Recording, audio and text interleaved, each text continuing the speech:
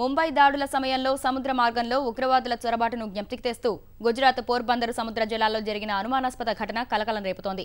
పాకిస్తాన్లోని కరాచీ నుంచి వచ్చినట్లు భావిస్తున్న ఓ చేపల బోటు భారత దళాలు వెంటాడడంతో కాసేపటికే పేలుడుకు గురైంది. పోర్బందర్ తీరానికి 350 నాటికల్ మైళ్ల దూరంలో సముద్రంలో చేపల బోటును గుర్తించిన కోస్ట్ గార్డు దళం సుమారు గంటపాటు వెంటాడింది. అనంతరం అడ్డుకునేందుకు ప్రయత్నించగా ఒక్కసారిగా బోటు పేలుడుకు గురైంది. పేలుడుకు గురైన బోటులో 4 వ్యక్తులతో పాటు భారీగా పేలుడు పదార్థాలు ఉన్నట్లు రక్షణ వర్గాలు అనుమానిస్తున్నాయి.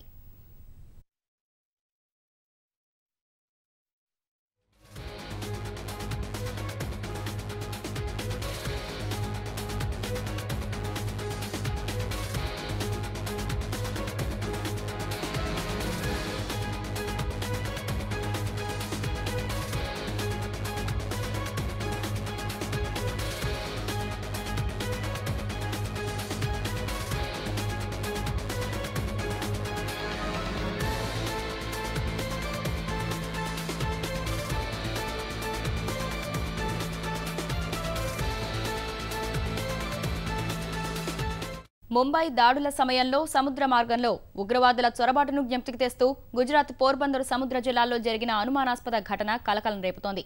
పాకిస్తాన్లోని కరాచీ నుంచి వచ్చినట్లు భావిస్తున్న ఓ చేపల బోటు భారత దళాలు వెంటాడడంతో కాసేపటికే పేలుడుకు గురైంది. పోర్బందర్ తీరానికి 300 తాజా అంశం చూస్తున్నాం. ముంబై దాడుల సమయంలో సముద్ర మార్గంలో ఉగ్రవాదుల చొరబాటును జ్ఞప్తికి తెస్తూ గుజరాత్ పోర్బందర్ సముద్ర జలాల్లో జరిగిన అనుమానాస్పద ఘటన కలకలం రేపింది. పాకిస్తాన్లోని కరాచీ నుంచి వచ్చినట్లు భావిస్తున్న ఓ చేపల బోటు భారత దళాలు వెంటాడడంతో కాసేపటికే పేలుడుకు గురైంది. కొత్త సంవత్సరం వేళ కరాచీ నుంచి అరేబియా సముద్ర జలాల మీదుగా ఓ పడవ భారత్ బయలుదేరిందని నిఘా వర్గాలు పసిగట్టాయి.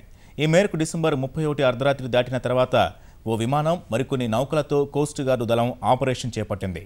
సుమారు 3 గంటల వెతుకులాట తర్వాత పోర్బందర్ తీరానికి 350 నాటికల్ మైళ్ల దూరంలో సముద్రంలో లైట్లు వెలిగించకుండా ప్రయాణిస్తున్న ఓ బోటును సిబ్బంది గుర్తించారు.